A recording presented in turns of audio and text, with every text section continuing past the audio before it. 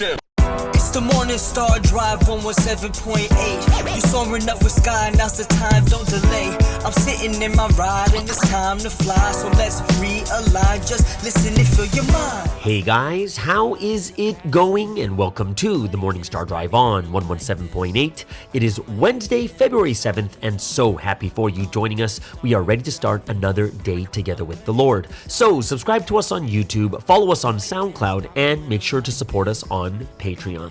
So today we have an exciting podcast for you. We have Health is Happiness, Bible history word study, and of course commentaries, updates, and news on what is happening around the world in this history today.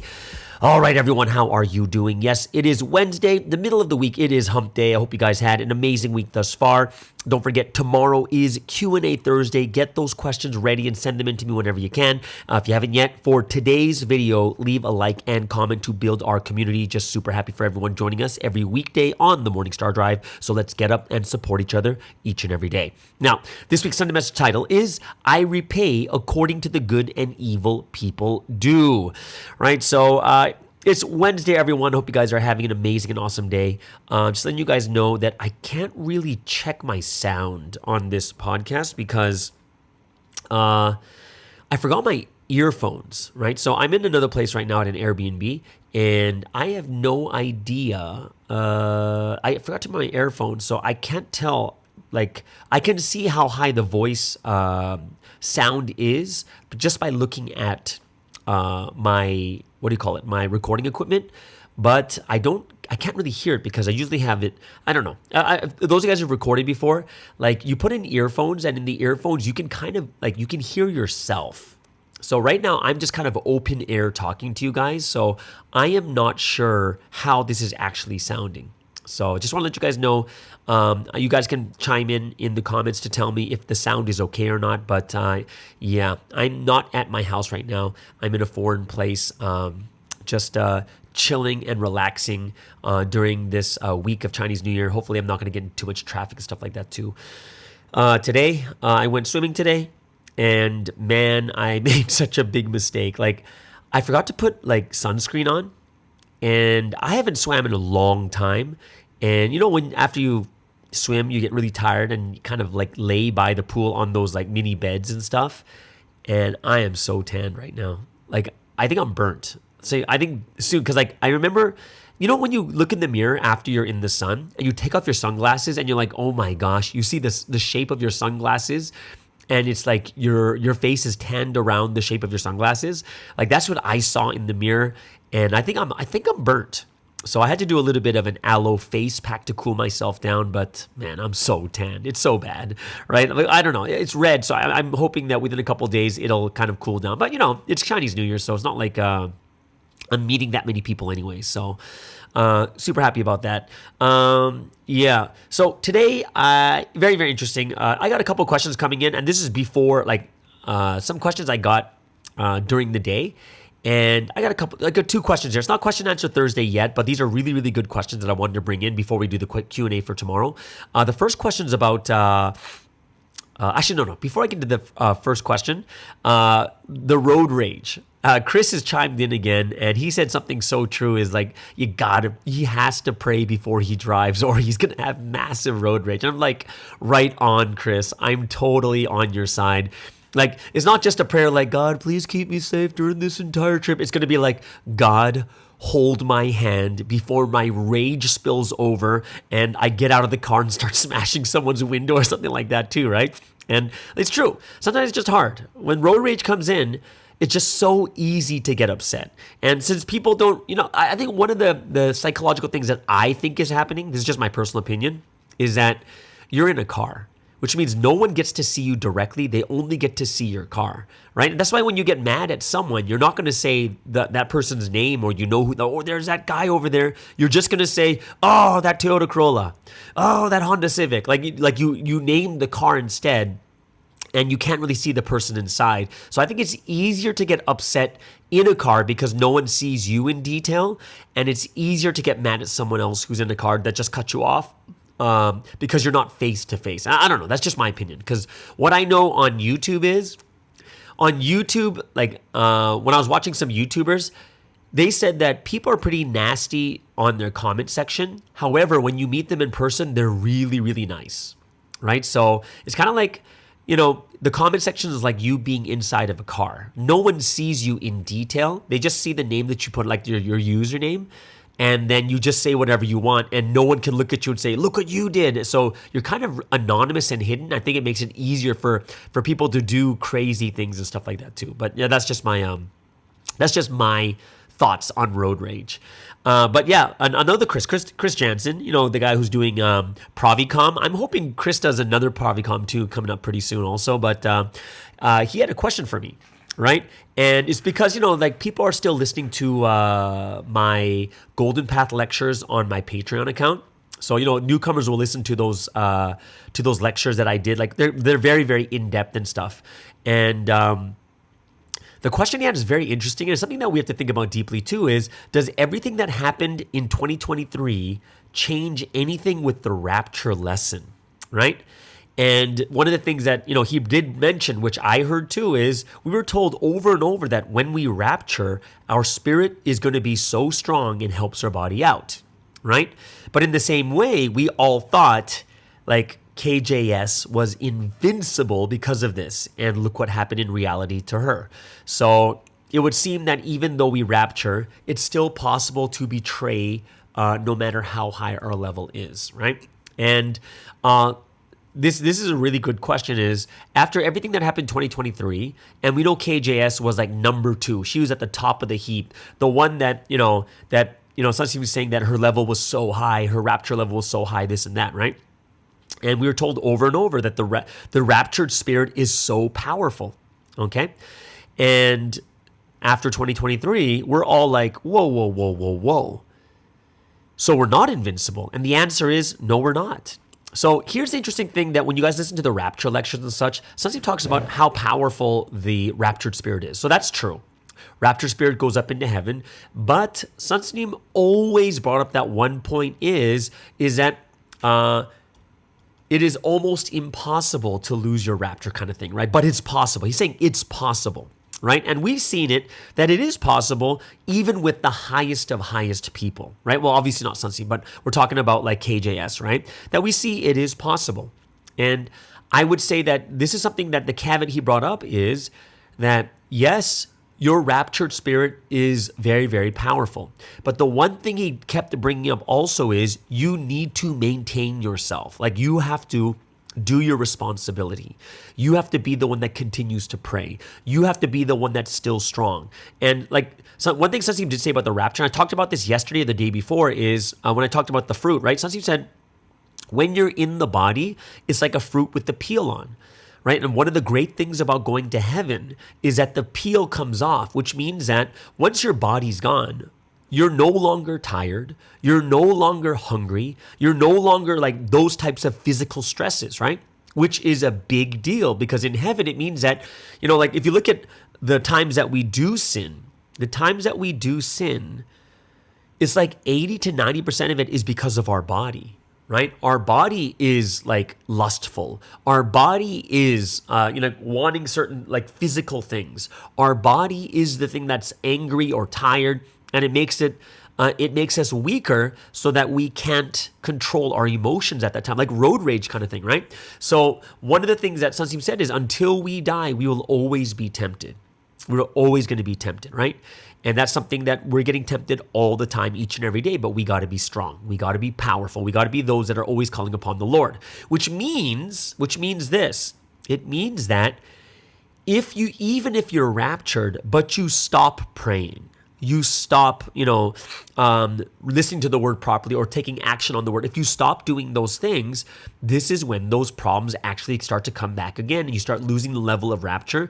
And this is when you're actually able to lose, you can even betray the Lord and lose the rapture, right? Now, here's the thing.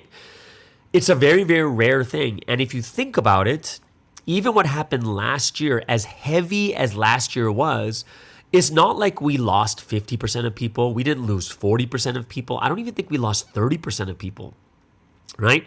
Look at your country right now, and just think about all the people that have left. It's not like, oh my gosh, we've lost so many people that We can't even recognize our country. Like the only places that will really, really feel it are places that don't have many people in the first place.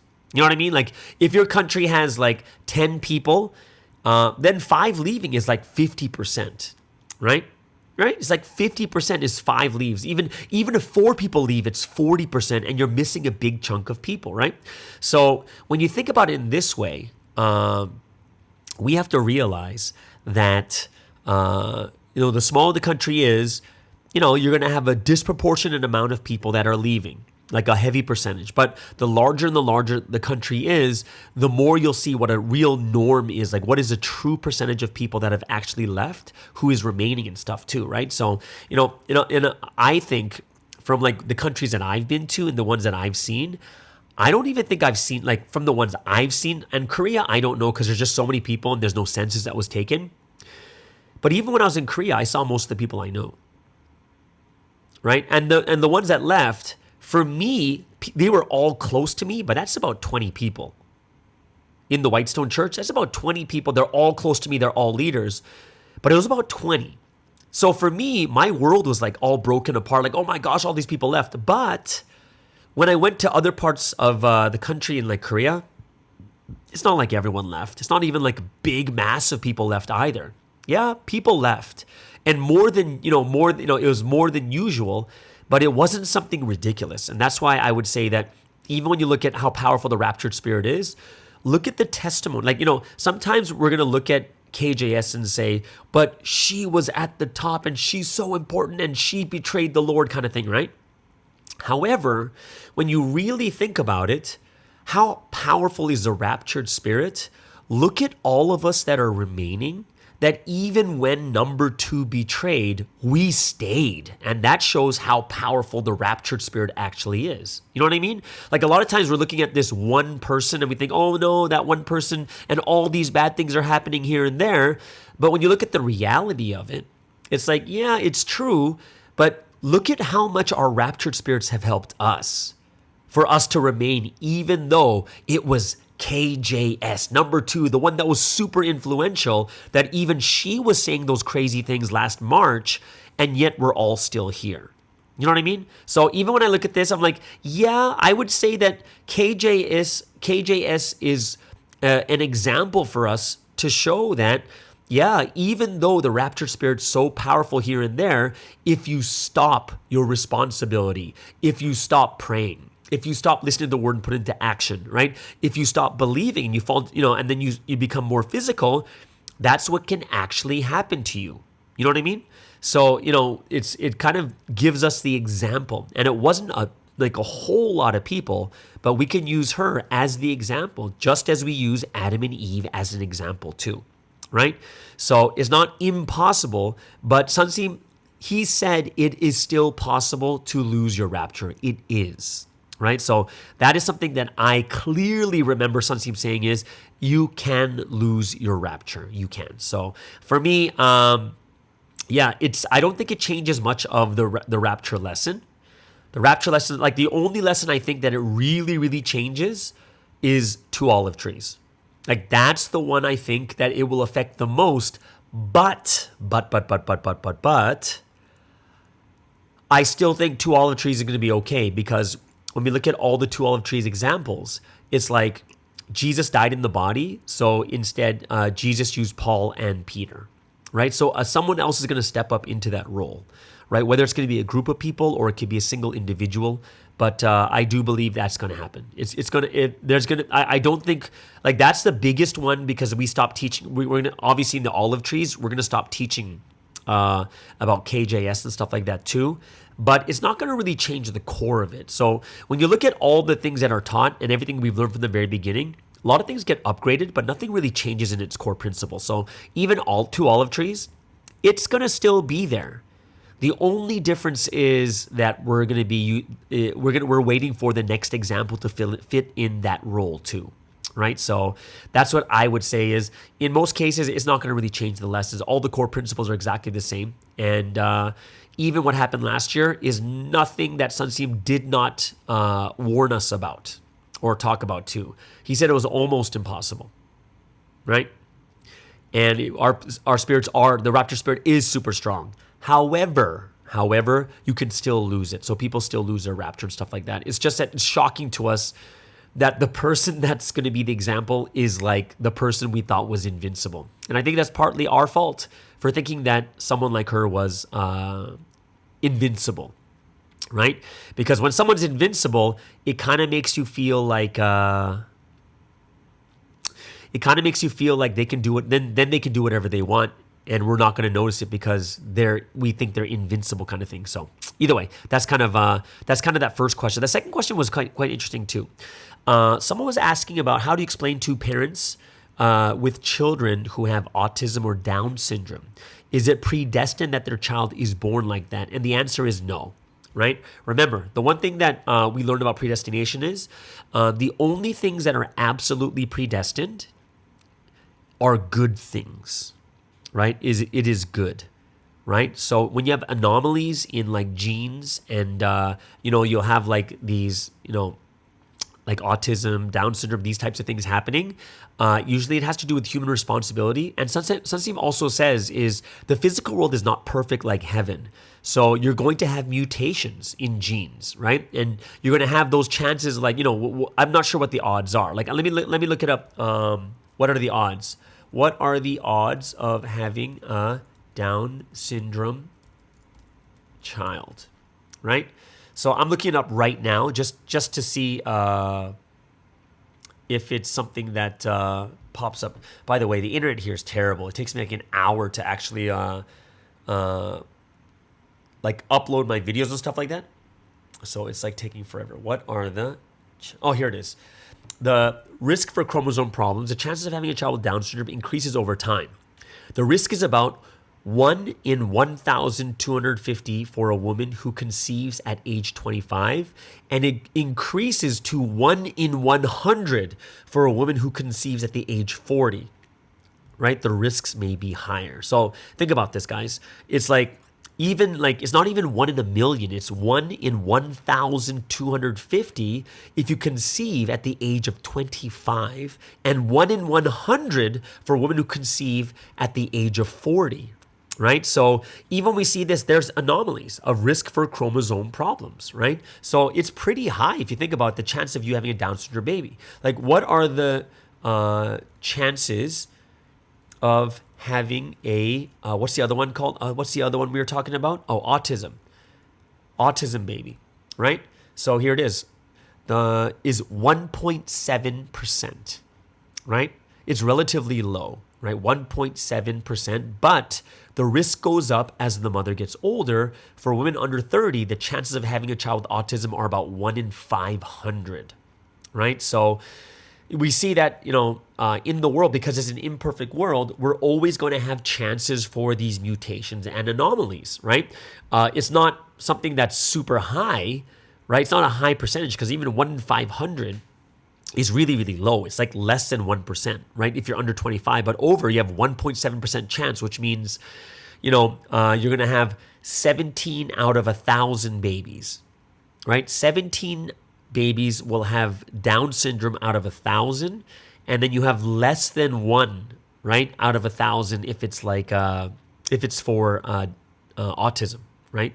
So when you look at this, there's always going to be a chance for everything, right? And that's why when we're teaching the predestination lecture, the key point is what is absolutely predestined is only what is good, right? God is not predestining chromosomal problems. God is not predestining problems with genes and stuff like that, mutations and such also, but is just part of the being in the physical realm that is imperfect. There's always going to be these things happening, right? And that is something that I do think that people do have to take into consideration, because we're living in an imperfect world. This is why if the world was perfect, right? Like, for instance, I have a friend whose wife died, right?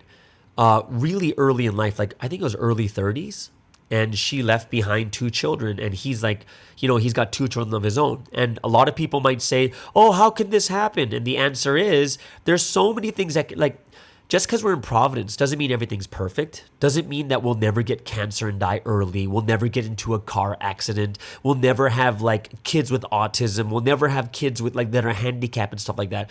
No, it's not like that, right? It's something that we have to realize and recognize that a lot of these things is not like, God, why did you let it happen? And it's not, God, why did you let it happen? I would say, like, my advice to you guys is, if anyone has, like, say you're pregnant and then they find out early in pregnancy that there is some type of issue or problem, I would say write a letter. 100% I would write a letter about it right away, right? And that's something that I am... if that happened to me, 100% writing a letter right away. No, there's no way I wouldn't send a letter, right? And discuss and talk with Sunsteam about the situation, stuff like that, to get prayer and stuff like that also. So I would say, do not leave it to something that you do on your own. Let it be written in a letter. Talk to Sunsteam, discuss it with him too. I would say that would be the number one and best situation for that too. So yeah, the question itself is it predestined? And the answer is no, it's not. Are they being punished? No, they're not.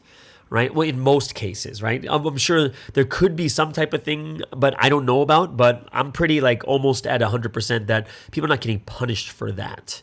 Right? So that is something I do think that many people have to really think about, pray about. Make sure that if you're having a child, pray for your baby. Pray for your baby. If it's going to be your friends, your family, pray for the baby to be healthy, a healthy born baby and stuff like that too, because that is a very, very big and important question. So yes, no, it is not predestined. And yes, if you find out early in the pregnancy, go write a letter. Right? That is something that I would say would be the wisest thing to do, and discuss with Sunstream and stuff like that too. Okay? So yeah, those are two really good questions. I should have used them for tomorrow's Q&A Thursday. I should have, but I'm not sure why I didn't do it. But either way, okay? So there it is, guys. That is today's this is just segment number 1. We're still in segment number 1 right now. Either way. Okay. So before we get into today's got a new section for segment number 2. We're going to, we finished the foundational figures word study. So I'm going to go into biblical history. And I think, especially when it comes to this week's message, well, actually not even this week, for like the past year, is like clearly know the Lord, clearly know the word, clearly know. And one of the things that we need to know is the Bible also. And I hope it's something that all of us will really, really be able to gain and benefit from too. So I'm going to start from Genesis and stuff like that too, so you guys can get a better idea about the word itself. Okay? So before we get into the Bible history word study, let's get into the first break of the day.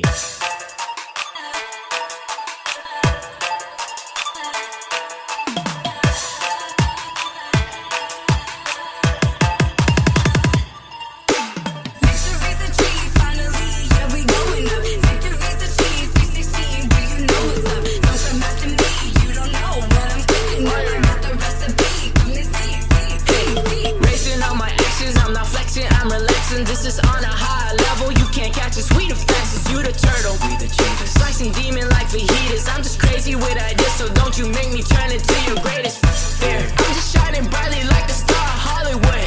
I just said I care like the little engine could.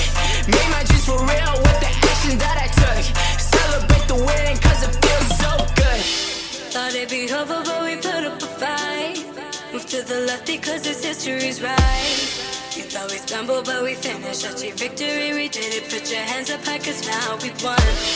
Sometimes it's hard when my head is up high. He worked too hard for you to say it's a lie. You thought he stumbled, but he finished. Achieved victory, we did it. And my hands are up like I got that go, watch him tell like flames. And there's way too much inside my brain. We shine the light like cannot be contained. We got the truth, we figured it out, you know we ain't crazy.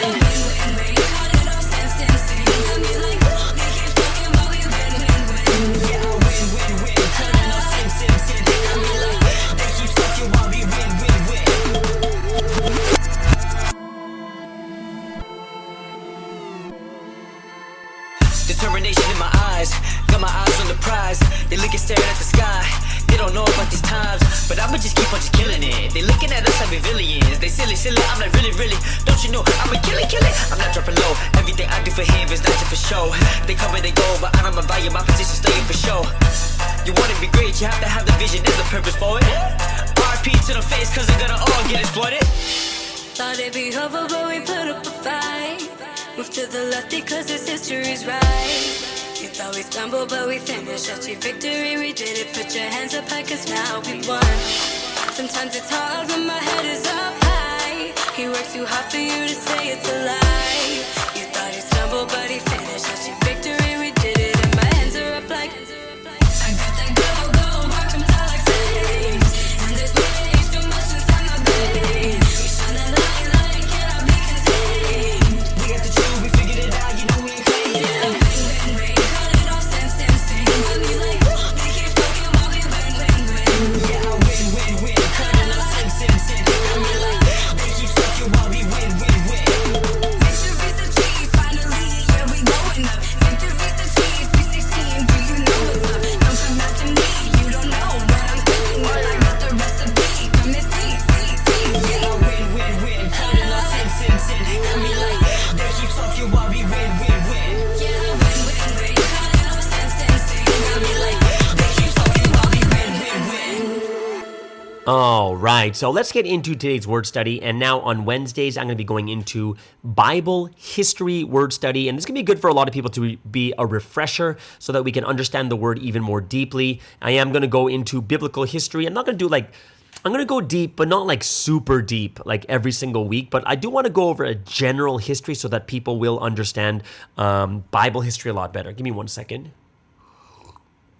Okay, just had a sip of water here, but I'm going to do a quick overview of biblical history, but of course I can't do it all in one sitting. It's going to take at least, it was really cool because I did this for someone over 20 minutes. I was able to go over like the entire history lesson at the basic level, and I think it's something that we should all be benefiting from too. Either way, okay, so let's go into biblical history starting with creation and Adam and Eve. Okay, so one of the big things that we really need to understand is that when it comes to the creation of the world, one of the things that Sunseem did talk about, and he did confirm it when there was I believe there's a professor in one of the universities, I think it was in Korea University, and he does astronomy, I believe, and he did an entire lesson on the 7 days of creation. And he talked about, it's something that was very interesting that he found was, in Genesis chapter 1, it talks about the 7 days of creation. And the first day of creation is let there be light.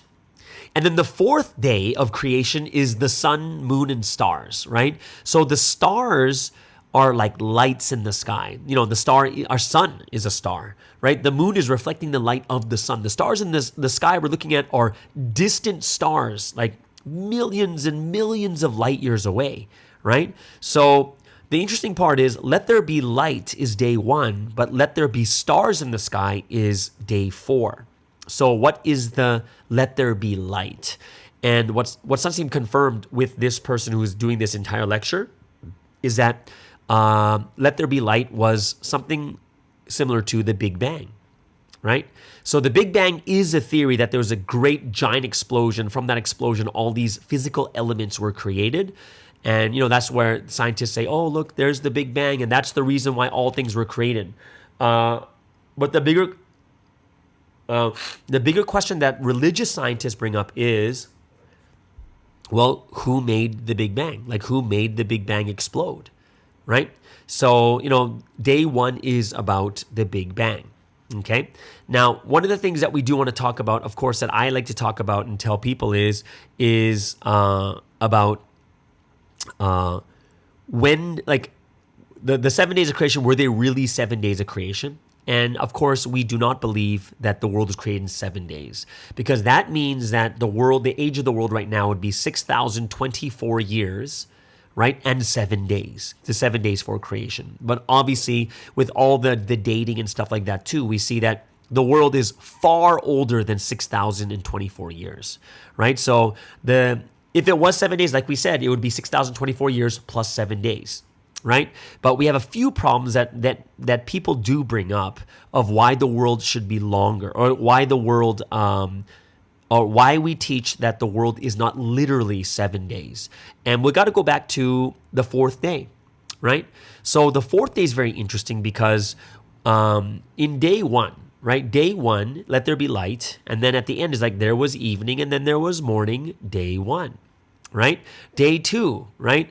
And then day three, day four. And at the end of every single day, God says, and then, then there was morning, then there was evening. There was evening, then there's morning, and day two, right? Second day, third day, fourth day. So the Bible's telling us it's first day passed, second day passed, third day passed. But the interesting part is the fourth day. And the reason why the fourth day is so important is because day four shows us human perspective. Now, what does that mean? Well, day four showing us human perspective basically means that in the human perspective, how do we calculate a day? Well, we calculate the day when the sun rises as the beginning point, and when the sun goes down, and then it's just about to rise again. That's 24 hours. That's one cycle that's gone through, right? So we look at a day from the human perspective, and it's done according to the sun. However, the reason why day four is so important is because, like I said before, in Genesis chapter 1, verse 14 through 17, in day four is literally when the sun is created. Which means if the sun is created in day four, the sun in which we use to calculate days, then how do they know it was one day in days 1, 2, and 3, right? The day of 24 hours that we know wasn't even created until day 4. So what days is God talking about? And that's why Isaiah 55 verses 9 and 10 is so important, because it says God's thoughts and our thoughts are so different, like the heavens and the earth. So God's perspective of a full day is completely different than what we think is a day, right? So even if you look at, I believe it's like, is it like 1 Peter chapter 5 verse 8, or is it 2 Peter chapter 5 verse 8, which says to God a day is like 1,000 years and 1,000 years are like a day, right? Yep, there it is. 2 Peter chapter 3, verse 8. Do not forget this one thing, dear friends. With the Lord, a day is like 1,000 years, and 1,000 years like a day, which means that to God, a day is completely different than what we think, right?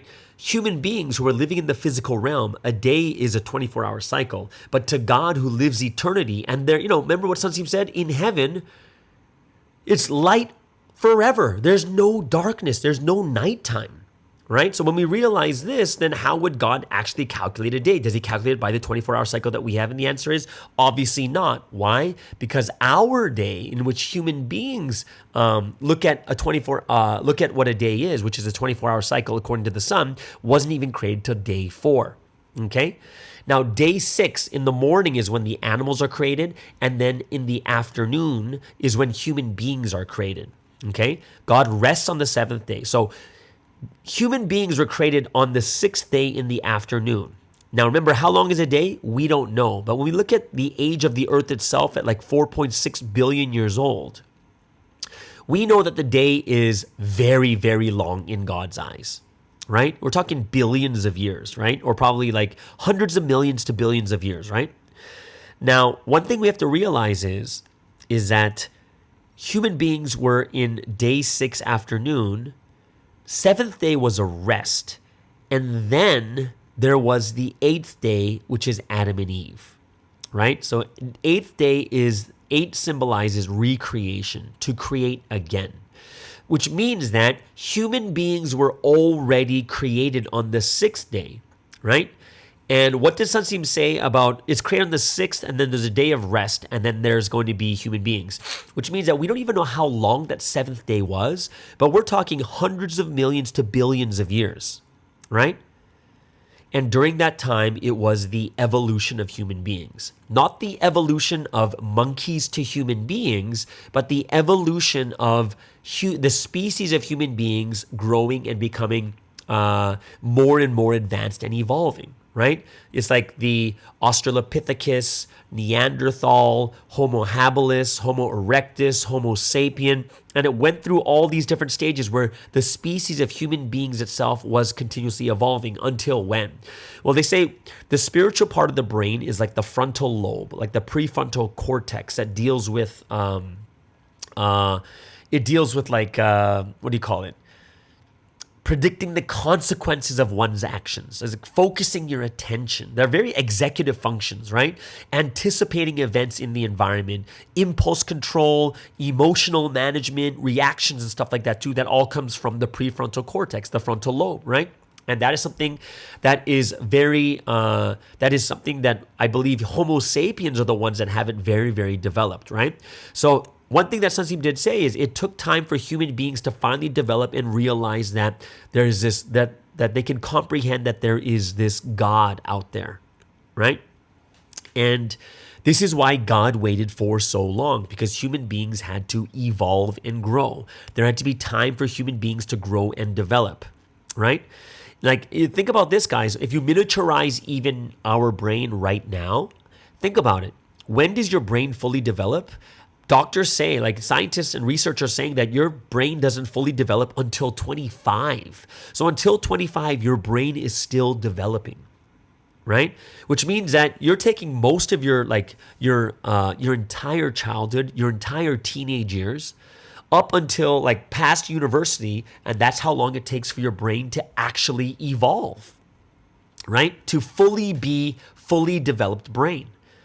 Right? So even when you look at it at a miniaturized scale, it still takes a lot of time for our brains to develop. In the same way, in the large scale, you magnify it to all human beings, it took a very, very long time for human beings to develop their brains so they can finally comprehend God himself, right? So when we look at this, we're like, oh, okay, so God needed human beings to grow and evolve to a certain point. Right? And once they evolve to a certain point and they're able to receive God properly, this is when God looked at all the earth and chose the two best people, which is Adam and Eve. And this is when he begins the history of God with those two people, right? And that's why it started very, very simple and very, very easy. If you look at the grand scheme of the entire history of God, how many rules were there at the time of Adam and Eve? And the answer is just one. It is, do not eat from the tree of the knowledge of good and evil, for when you eat of it, you will surely die, which is in Genesis chapter 2, verse 17, right? And very, very interestingly, right, what happens is it's only one rule because they're at that development stage. If you take a look at like how many years later did Moses come?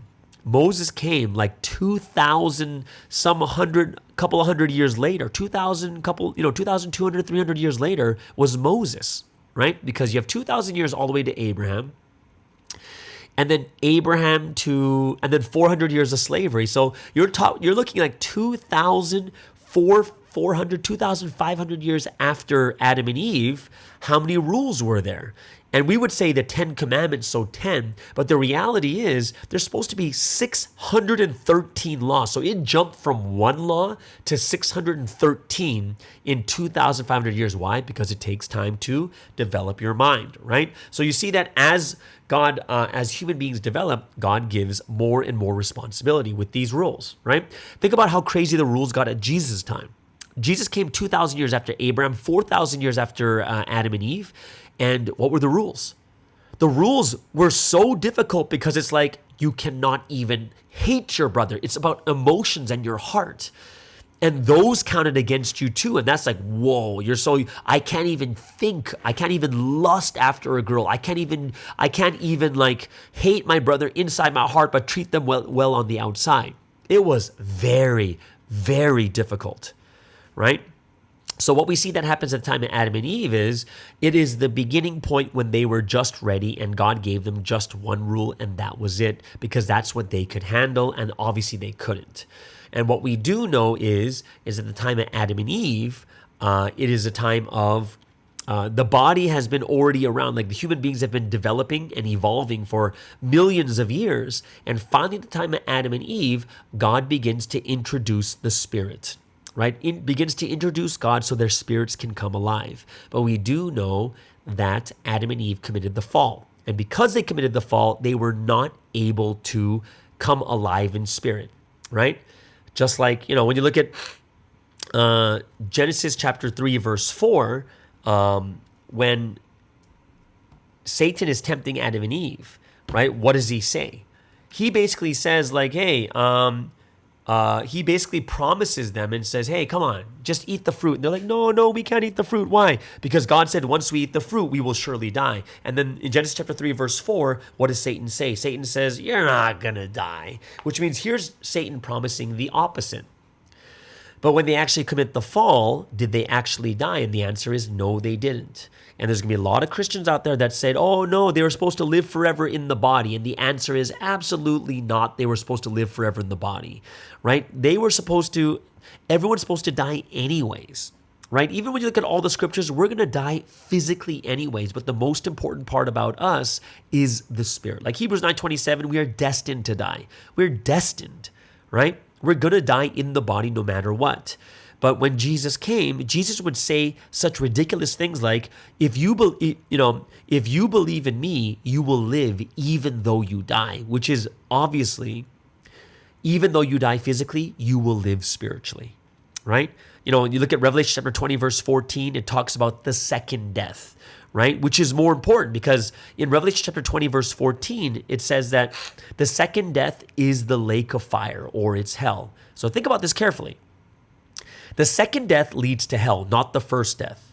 So which one is more important? Well, if the first death doesn't lead to hell, it's not as important as the second death that leads to eternal condemnation. Which means, what is the second death? And we obviously know that is the death of the spirit. So we know that at the time of Adam and Eve, God was awakening the spirit by awakening their relationship with him. And since they committed the fall, all people were considered dead at his time, right? All people were considered dead, right? So that is something that we have to recognize, and it's something that we do need to understand very, very clearly too, all right? So I'm going to stop it here because, we've already gone a lot into it. And, we have a lot of different weeks that we can go into this. So we don't have to go super long in all these things either. Okay. So there it is, guys. That is the end of the Bible history word study. Hope you guys really enjoyed that. And of course, we do have the last segment for Health is Happiness when it comes to depression, part 2 from Dr. Zinni. So I hope you guys will really enjoy this too. So let's get into the second break of the day. 我看见主的模样 So alive, so alive 我听见主的声音 So clear, so clear 他的爱融化我心使我灵魂安然平静那话语充满能力使我能看见改变的神迹多幸运在新时代里与主一起经历风雨一生用尽全心持守我对天地约定我看见历史前进着 So alive, so alive 我听见话语满溢着 So clear, so clear 主的爱始终如一不曾改变使我能完全沉浸主话语确实不必使我能体会神爱的旨意多幸运在新时代里与主一起经历风雨一生用尽全心持守我对天地约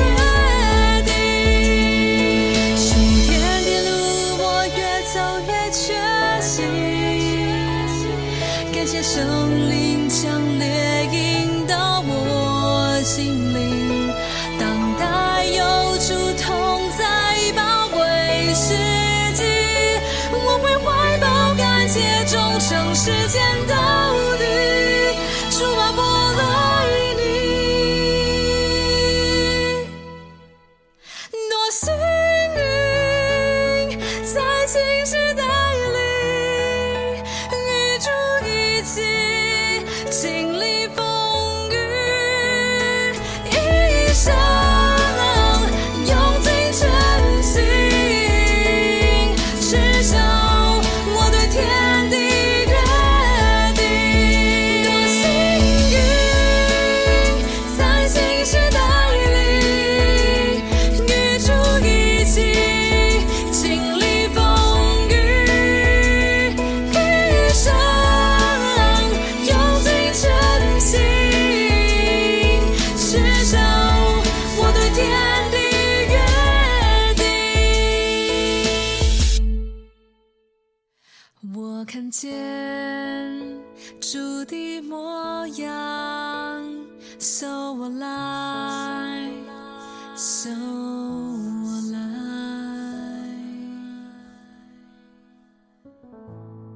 Okay, so let's get into our final segment for today, which is Health is Happiness. And for the last 2 weeks, it's Dr. Zinni. We're doing some couple reruns here and there. And the first week, 2 weeks ago, she did anxiety. Last week, she did part 1 of depression. And this week, she'll be doing part 2 of depression. So I really hope that you guys will enjoy this. And of course, you know, we're living in a society right now where mental health is a very hot topic and big issue.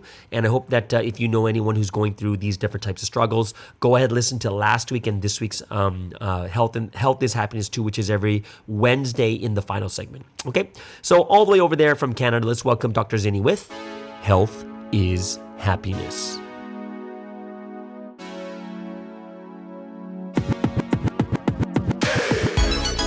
Hi everyone, it's another Wednesday, and welcome to Health is Happiness. I'm your host, Dr. Zinni, a family doctor in Ontario, Canada.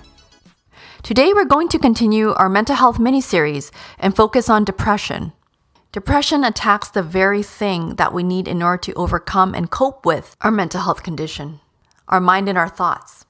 The way we think and our unhealthy thought patterns can be the center of many mental health conditions, including anxiety and depression. Today, we're going to talk about a powerful tool that can be used to help correct your thoughts called CBT, Cognitive Behavioral Therapy. Before we start, this is a disclaimer that any education provided here about mental health should not replace seeking medical help, seeing your counselor, psychotherapist, or taking specific medications. What I say may not be applicable to you. In the last episode on depression, we started talking about unhealthy thought patterns and the need to correct them. This is to prevent them from spiraling or becoming a bad habit. The neurons in your brain will keep firing along those same pathways, and those neural pathways strengthen over time if those thoughts are repeated over and over again. So the recurrent thoughts become dominant, and new neural pathways that you don't practice often will get deleted by glial cells over time. We reviewed 7 common negative thought patterns to be aware of and to reflect upon in the last episode. Recognizing unhealthy thoughts is the first step of CBT. Now that you are more conscious of potentially unhealthy thought patterns, we're going to go through and practice the basic CBT approach together. If you suffer from depression or anxiety, you can do this exercise together with me. Okay, let's get started. For CBT, it's important to write things down so you can analyze them. So I'm going to ask you to do the following. Split your page into 3 columns: thoughts, feelings, and situation. In the first column, thoughts, write down all of the unhealthy thoughts that you identified. For example, I suck, I'm useless, I'm not skilled, I'm not as good as everyone else. I don't know why I'm here. There's no meaning to life. In the next column, write down your feelings associated with those thoughts. For example, I feel depressed. I feel low self-esteem. I feel hopeless and helpless. I feel alone. I feel lost. I feel like an outcast. I feel directionless. Finally, in the last column, write down the situation you were in when these thoughts came to mind. Was it a particular environment or setting, such as your workplace or school? Was it around a certain person or group? Was it only when you were alone or when you were going out? Did it make a difference if it was nighttime or daytime? Okay, now for the analysis part. After you've written down your list over a couple of days, you may have noticed hundreds of negative thoughts. This can be overwhelming, but I assure you, the list can be narrowed down quite quickly. You will see that your thoughts can be grouped into similar themes. When you read each thought, you might find that they are just the same thought voiced in different ways. You can now group the same recurrent thoughts together and deal with them as one item. So your list of 100 thoughts might actually only become 10 sets of repeated thoughts. These are just paraphrased differently within the same category. Now that you've narrowed down into a much smaller set of thought categories, you can now begin to tackle each area. Some categories might be comparing yourself to others too much, uncertainty about finances or your future, high expectations of yourself, finding no purpose or meaning to life, complaints about daily stresses. Now that you have your thought categories, you can start to target each group. To tackle each category, you do the following. Analyze. Why do I think this way? Where does that stem from? What is the evidence that what I think is true? What is the evidence against it? If your evidence is from past experience, does it apply for this case? If you're catastrophizing, what is the worst and best case scenario? What are the probabilities of the good versus bad outcome? If you're having high expectations of yourself, are you treating yourself the same way you would treat your friend or stranger? What would you say to a person who spoke to your friend in that way? How would you respond to a bully? If someone were throwing derogatory comments at your friend, you would probably jump in and defend them, right? Do you protect yourself in that way when you put yourself down and think these negative thoughts? When you go through these categories using CBT and discover that your negative thoughts stem from a past experience that may have been traumatic or scarring, or simply left a deep impression in your mind that affects the way you think more permanently, you may want to venture into psychotherapy or counseling to help resolve these issues. Sometimes just by realizing this, people are able to take the right treatment approach and realign their thoughts. Of course, all of CBT cannot be summarized here in this short segment, but the above is a general approach to understanding and reshaping your thoughts. There is a CBT workbook called Mind Over Mood, where it teaches you in more detail how you can change how you feel by changing the way you think. Getting proficient at CBT takes a lot of time and effort. Just like the relaxation techniques and anxiety that we spoke about in episode 27, where you have to practice, gaining control over your thoughts through CBT takes a lot of practice too. You have to practice it until it becomes so automatic that as soon as a negative thought pops in your mind, you're able to evaluate it for its validity. I want to emphasize that CBT is not always the appropriate treatment option, nor is it enough on its own in many cases. We often treat depression and anxiety using a multidisciplinary approach. Medications can play a role combined with counseling and therapy, especially in cases where there is a strong family history or for people who seem to have recurrent depression without any known triggers or situational stressors. These people tend to have the predisposition to neurochemical or neurotransmitter imbalances. In cases where depression is reactive to that person's situation, such as job loss, major health condition, financial difficulties, trauma, death, relationship loss, it may not be all about correcting illogical thoughts because that person's thoughts might actually be reasonable in their situation.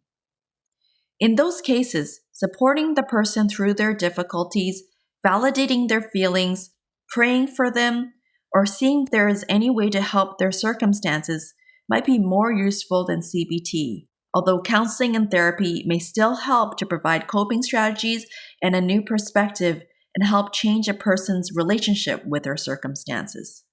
As we have learned in recent Sunday messages, we must realign our thoughts with God's, and many solutions to our everyday problems may come through the Word and prayer.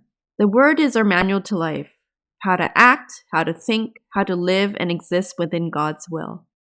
For family and friends who know someone with depression, how can you help? It's important first and foremost to assess their safety. Listen well and look for any red flags. See if there is any risk of self-harm, suicide, or harm to others as they share with you what is going on. You might even have to clarify things and ask more questions if you hear something that is concerning for this. If you do determine they are unsafe, you should stay with them and call a crisis line or possibly go to the emergency if you're very worried about them. Once you've determined that they're safe, be supportive and identify why they're talking to you. Do they just want to vent, talk, or are they looking for a solution? Listen first and be careful not to offer advice when you may not understand the situation fully. Help reflect on any thoughts you hear that may be unhealthy. If there is a situation where something can be optimized, come up with a step-by-step plan to tackle the problem together. Rally up resources and a stable support network for the person, and encourage them to see a doctor or counselor early rather than letting things snowball. Spiritually, you can offer encouragement, validation, empathy, and support them through your prayer. If things are out of our control, we just have to pray. In cases where the person's mind is not in the best state to engage in therapy, take care of themselves, or even make proper health decisions, we have no choice but to call out to God for them, on their behalf, as this needs divine intervention. Please ask for strength, protection from Satan, and for their thoughts to be aligned with the Holy Trinity. Before we conclude, I just want to make a closing remark about depression. Depression is complex, especially if it's refractory to treatment, and if there are other diagnoses like personality disorders or psychosis involved. The person suffering from depression may have tried countless medications, each taking 3 or more months to titrate up. They may already have tried counseling, therapy, neurofeedback, seen a psychiatrist, engaged in many mental health courses, and still cannot get their depression under control. Understandably, they may start to feel hopeless or discouraged, thinking that they will never get better. In these circumstances where there doesn't seem to be a solution, it is even more important to call out to God for His divine intervention. Call upon Him for strength. Call upon Him to heal their mental health and to cast out Satan. Pray with as many church members and loved ones as you can for this person. Okay, we're now at the end of our depression episode. I hope you enjoyed this segment. Please take care and join us again on the next episode of Health is Happiness. And there you go. That is Health is Happiness with Dr. Zinni. That is the final segment for depression. Hope you guys really understood that with CBT and such. And I hope that it helps you guys out either with yourselves or with some people you know that might be struggling with these things too. Okay? So there it is, guys. That is today's Wednesday podcast. Hope you guys really enjoyed it. Have an amazing and awesome day. Have an awesome service tonight too. And we'll see you guys again tomorrow on the Morning Star Drive on 117.8. It's the Morning Star Drive 117.8. You soaring up with sky, now's the time, don't delay. I'm sitting in my ride and it's time to fly. So let's realign, just listen and feel your mind. I'm burning with desire and the passion. Nobody can stop me when I'm like this. I got my head in the zone.